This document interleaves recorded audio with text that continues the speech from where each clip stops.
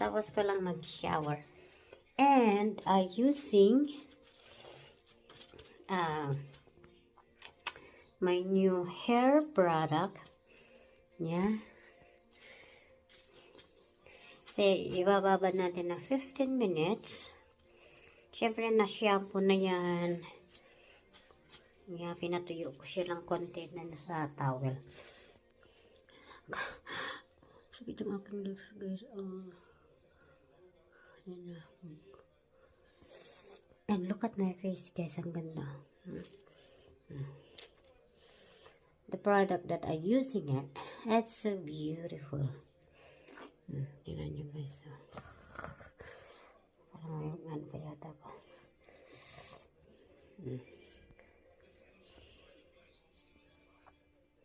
Yan. Tsaka sa ano naman, parang lotion, may ginagamit din ako. Kaya yan. Maganda talaga yung face ko, guys. Maganda yung product na nabili ko at hiyang sa aking face. Yan, guys. Titingnan natin mamaya, guys. To make it shiny and yan. Thank you for watching.